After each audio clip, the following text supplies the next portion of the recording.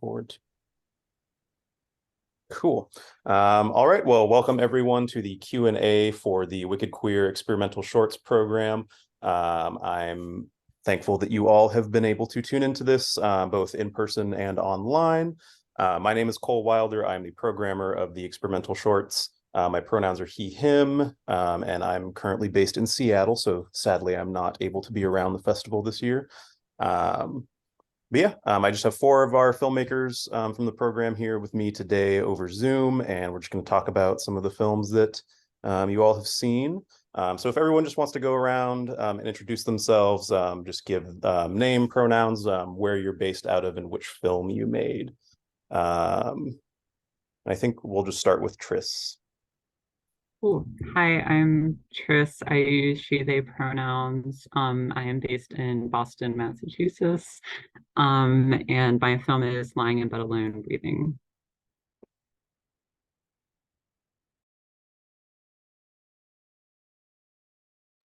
Should I pass it to someone else?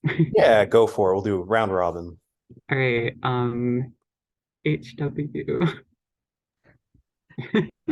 I'm Hamid Wahid, based in Oslo, Norway.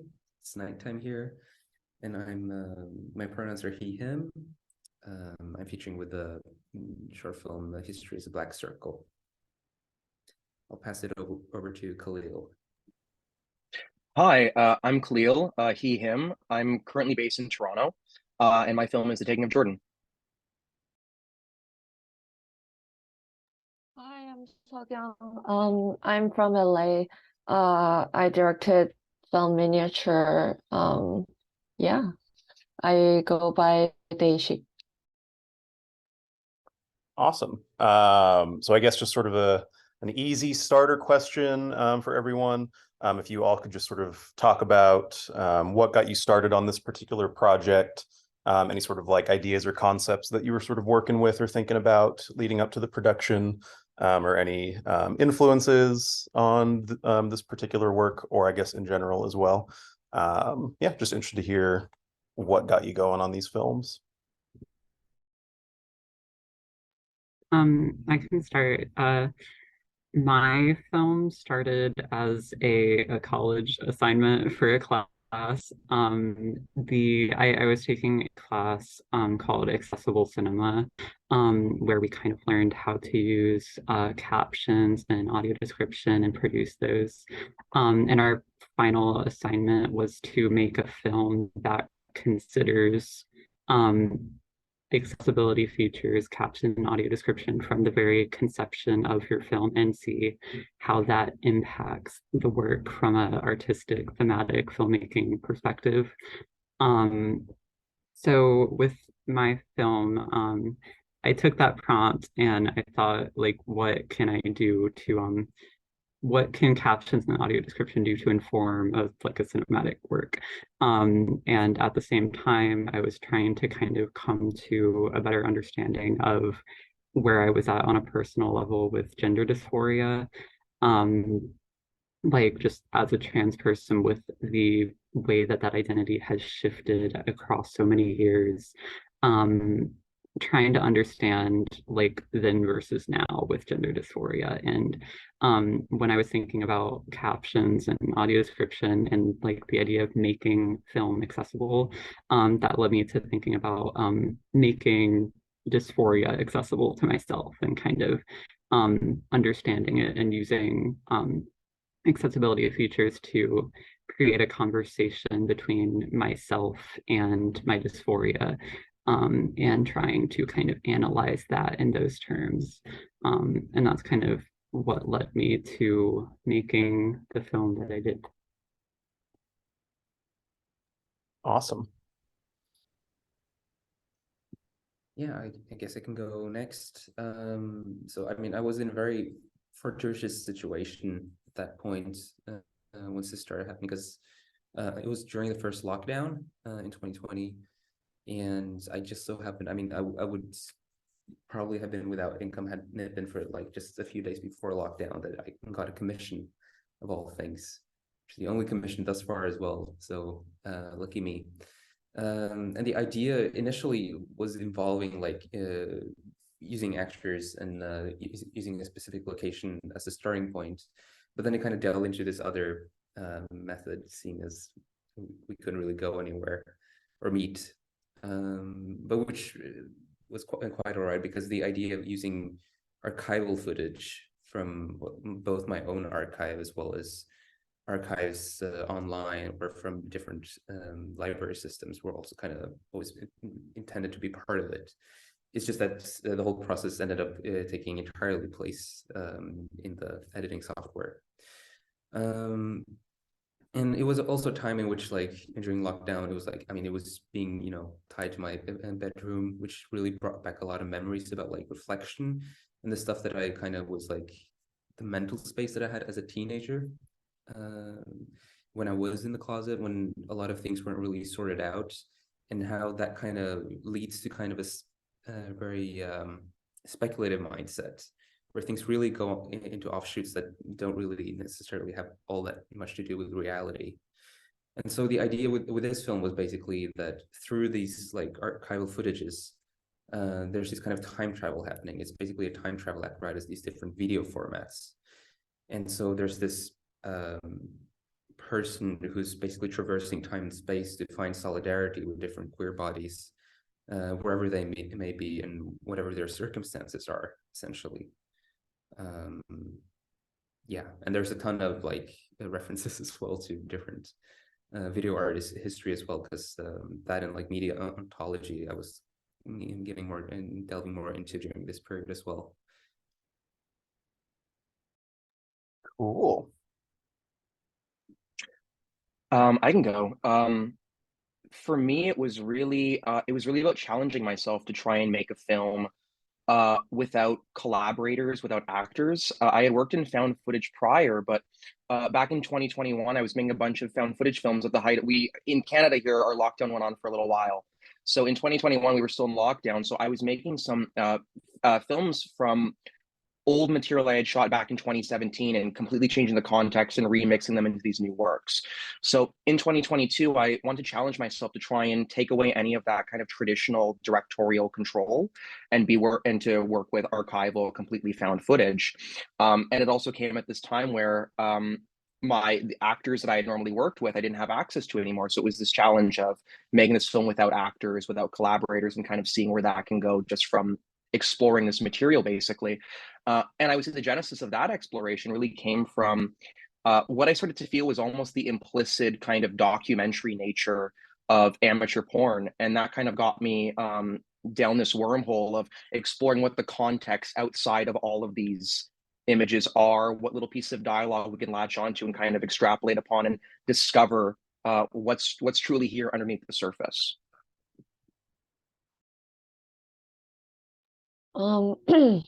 For me, I was inspired by Asian female dancers that I know of, and connecting to the dancers, I was very impressed about the tactility and haptic realism of lesbianism.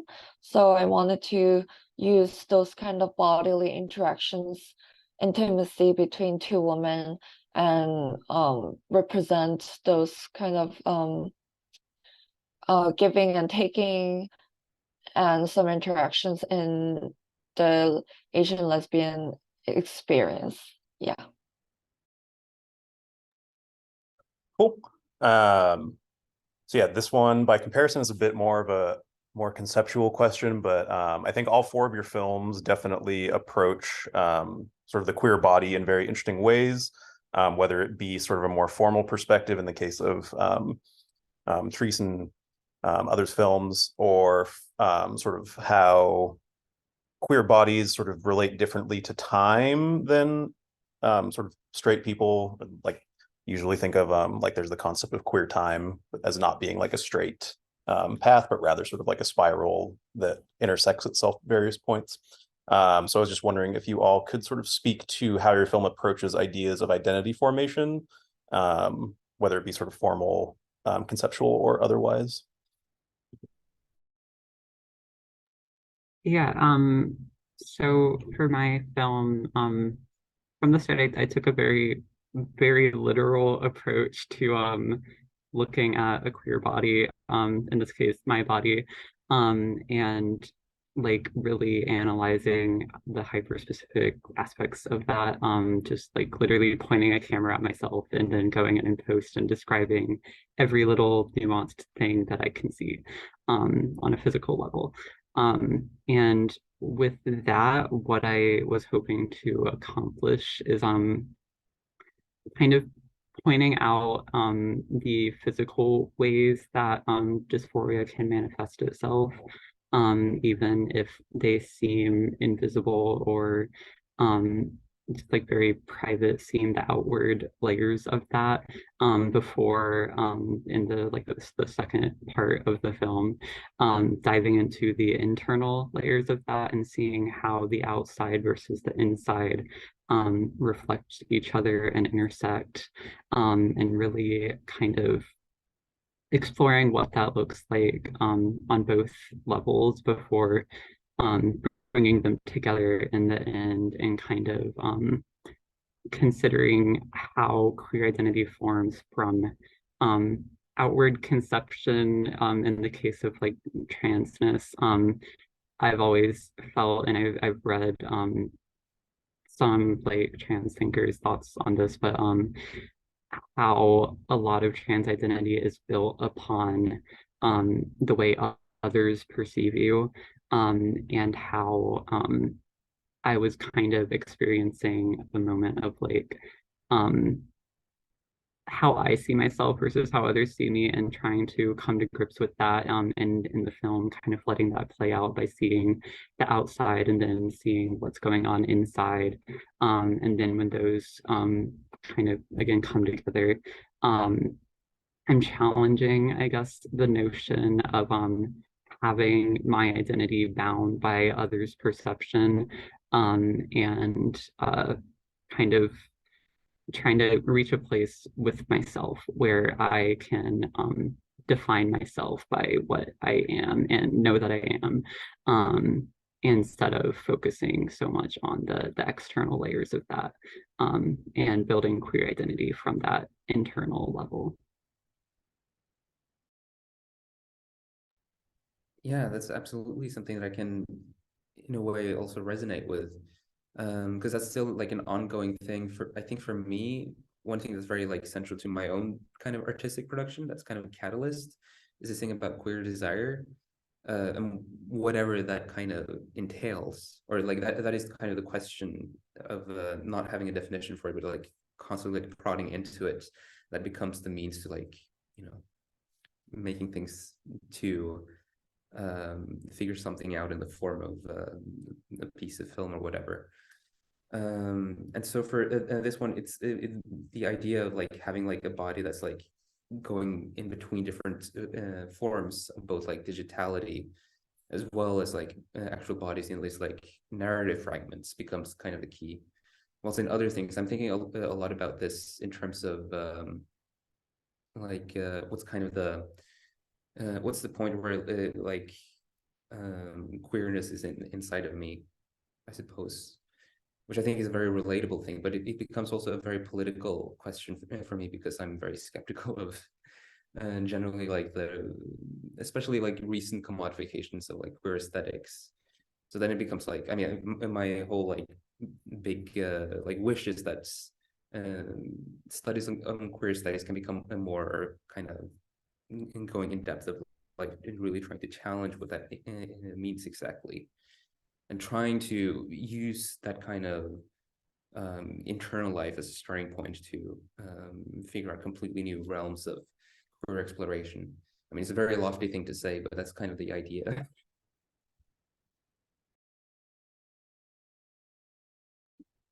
I think in my film, for me, it was really about looking at these queer bodies as marked, in a sense, and I think that even comes down to what Tris is saying in terms of how queer people are self-identified by the world, and how there's a meaning projected onto them about their own queerness, or exactly how it's commodified and how that all kind of begins to warp one's own identity. But I think with queer people also, there's this whole separate from, I guess, straight people, where there's this other level of shaping your own identity. You're shaped by the world around you in terms of what they think about queer people. You feed that into yourself. But then also, I think a lot of queer people really relate to like finding their own paths and also finding their own voice and where they belong in that sense and really discovering their body.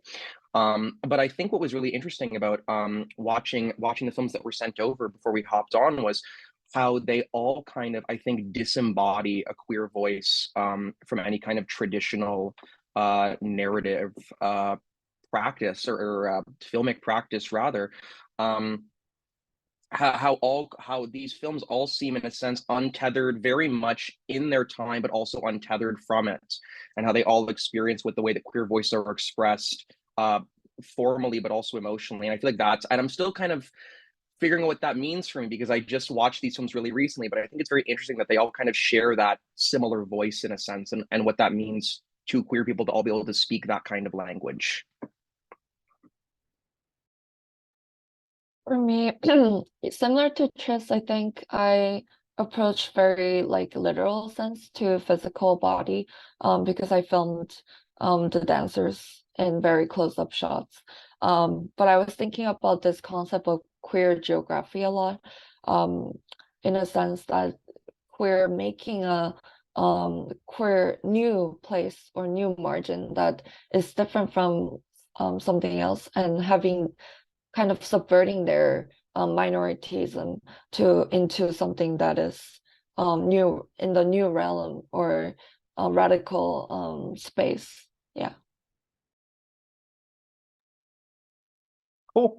And then a sort of final main question would be that I have for you is I think all of your works do sort of toe the line between fiction filmmaking and documentary filmmaking. If you like really want to get nitty gritty with things, you can say all films are really like that, but I think you know what I mean, where I think there's this interesting slippage between sort of formal and like ideological ways of making film that typically belong to either one or the other, but I think you all sort of blend those very nicely. So if you have anything to say about sort of your own practice and sort of how you figure real experiences in together with sort of fictionalized or imagined experiences, that would be cool. Yeah, I've gone back and forth on this myself with what exactly to call my film. Like, is it a documentary or something entirely different? I've kind of settled on just saying like it's a hybrid film. But uh, I think in my case, it was really just about tackling the subject that I wanted to approach in whatever way made most sense for that, and not really worry so much about where that was fitting within a traditional genre structure. So now I'm at a point where I have no idea where it fits in a traditional genre structure, but I guess that's the spirit of experimental film. But yeah, I think in making it, I really did approach it from trying to extract a layer of realness with myself. I mean, again, I literally set up a camera and filmed myself in a state of dysphoria, and just allowed that to exist before kind of reflecting on that in post-production. But it's interesting how it feels, it is very real and literal, but in a way also is like a piece of writing that I did just looking at this footage. And it's I don't know, it's interesting to think about in regards to genre, because to me it feels so much like just my real experience in my real life, but in viewing it, it doesn't really play like a documentary. And like I don't know, I mean, I guess I'm interested to hear like how other people kind of perceive the film on a genre level, because I truly I really, it kind of eludes me. But yeah, I just kind of approached it with like, how can I examine myself in the most like true to myself way that I can, and this film is what came out of that. Yeah, I mean, I think it's Well, it's a question that has like different levels. One thing is like in terms of like distribution and how things are read and understood in terms of like fact or fiction. That's kind of one part that I probably shouldn't delve that much into. I think other people have said much smarter things about it as well, because it definitely also has a political impact in that regard as well, in terms of how things are read and whether something is truthful or whatever is truthful. But other than that, for my own sake, like it's not like documentary or fiction is it's not terms that I necessarily would, you know, actively think about during the process. I don't know many filmmakers that do necessarily either. But in the case of my film, at least, I can definitely sense that, like, okay, but I do have a vast majority of clips that are, I guess, documentary in like inherently, because they're not really orchestrated in any particular fashion. It's just things kind of transpiring, and someone decided for whatever reason to record. But that's kind of what's kind of interesting about it, where like my role then kind of as a filmmaker becomes that to like speculate essentially. So it's a speculative work, I would probably categorize it as, where I'm like seeing some of this stuff. I mean, some of this stuff I've already made, but it's kind of trying to get that new sense of looking at the material for what it is, and then trying to prescribe some kind of narrative onto it that might seem to carry something, but which is always fragmented. You never get the whole picture of any of these clips, because which is to kind of like maintain the nature of what those clips are, which are like very incomplete. Yeah. I almost feel like even in regards to my own film, I couldn't put it much better than that, really, in terms of the actual exploration of this material. Yeah, honestly, because I would even say I'm working on a larger film right now that kind of also uses similar found footage, and this is kind of a stop that I've come to, where I've also thought about incorporating this film into that a larger work even. But then I think about what is the line between these films, the other ones that I'm doing maybe being more documentary, and this having elements of documentary, but also elements of speculative fiction. So yeah, where truly is that line? But I think what's great about experimental and all of these works as queer works is kind of that level of ambiguity that they operate within, and why I am so attracted to all of them is not knowing what that line is, but really feeling, not knowing what the narrative truth is, but really experiencing that truth in emotion of the works and seeing where they're coming from in that way, as like this almost like an expressionist kind of piece. Yeah, adding on to that, I really agree with the ambiguity of the line in between fiction and documentary. But personally, I think my work includes both of the aspects. Like the film is very set in a dreamlike status, so it's very fictional in that sense, but the writing itself is a visceral, like real experience of the writer.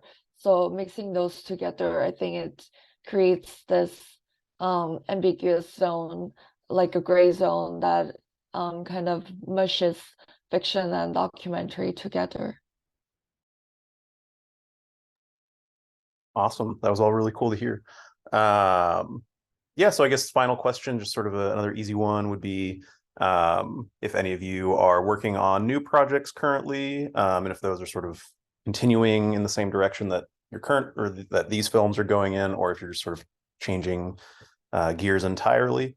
But yeah, if you have anything working on, or you're working on now, or you want to promote anything, go ahead and talk about it. I am currently working on my thesis film for my college, and it is entirely different from this film. Very much still draws heavily on my trans identity, but it's a lot more like traditional narrative.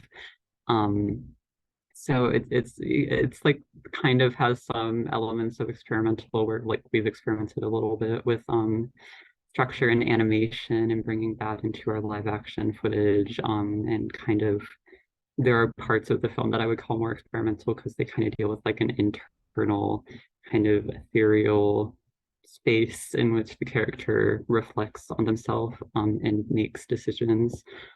that we're like visually representing with the animation. But very much like different than this in a lot of ways, but also again drawing on similar emotions and thoughts and aspects. And it's kind of interesting seeing the overlap, but also how they differ so much.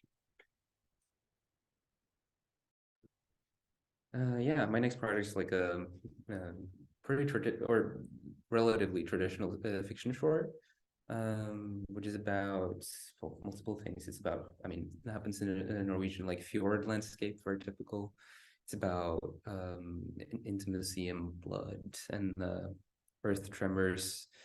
It's very it's essentially a type of like the film that I would have liked to see as like an 18-year-old, essentially, which would be kind of tailor-made to kind of both be a bit fantastical, but also very serious about like how to handle some things that would be quite difficult for me in early 20s, which have a certain specificity about also being a BIPOC person in Norway.